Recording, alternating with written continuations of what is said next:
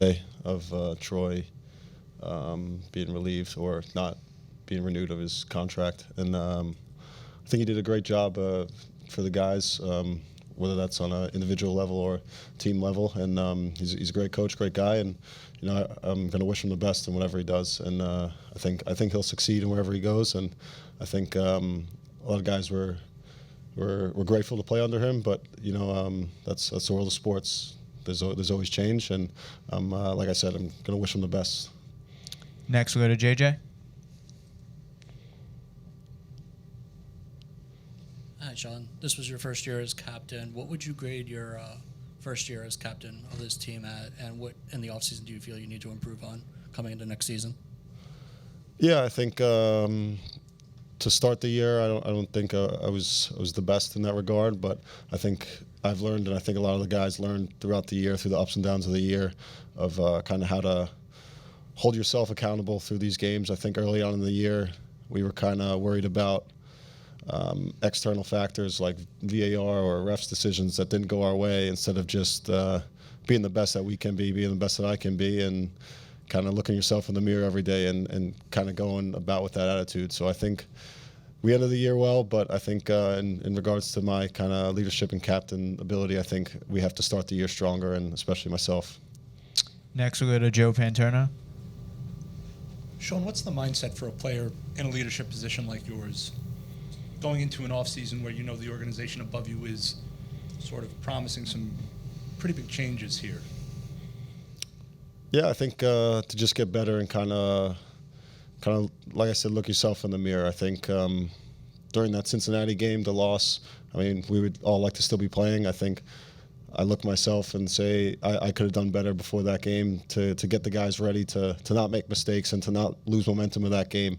And there'll be a lot of reflection, but also the offseason's a time to get better. And I think every player that's returning or going to be part of the team has a task to get better in their own regard. So it's an important kind of offseason for us.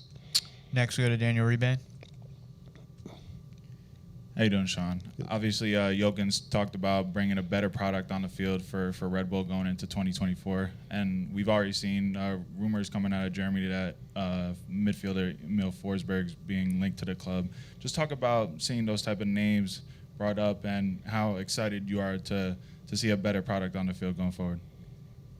Yeah, I thought we were playing better towards the end of the year, but like you said, Forsberg's a great player. He's playing in the Champions League now, so I think bringing a player of that caliber will only increase kind of everybody's output and everybody's products, whether that's in practice or in games. And I think everyone's excited to play with someone of that caliber. So everyone's kind of happy to see someone of that caliber be over here and linked to coming over here. Next, we'll go to Sean.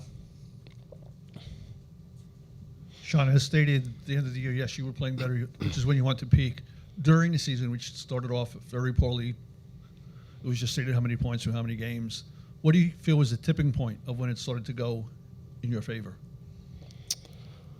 I would say after kind of the Miami loss here, then the New England loss away, we kind of almost reached the bottom, but we kind of had some internal discussions and knew that it was kind of now or never. In the last month and a half of the season, we had to kind of play playoff football for game in and game out, and we did that pretty much until the Cincinnati game where we lost in penalties, or lost at Cincy, then lost in penalties. So we were on a good run, but yeah, unfortunately it ended. So I would say around that time period.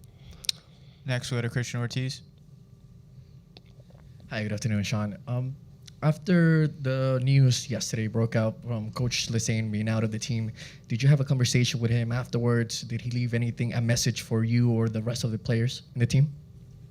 Yeah, I talked to him beforehand. I told him thank you. I wished him the best, and like I said, I think he'll do well wherever he goes, and I do wish him the best. He kind of pushed myself and all these players day in and day out in a good way, and he helped us tremendously, whether that was as an assistant coach last year or for the first part of this year or as a head coach this year. So he's a great coach, and I wish him the best.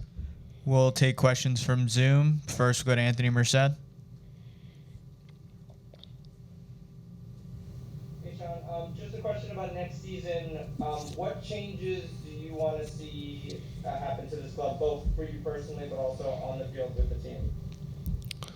I think personally and on the team, we want to win some trophies. I think that's the main goal. As a competitor, as a player, your career is only so long, and you're kind of judged with how many trophies you win. And I think that's the big point, and that's why we play the game. So yeah, I would say that.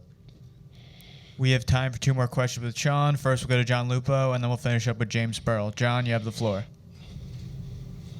Thanks, Zach.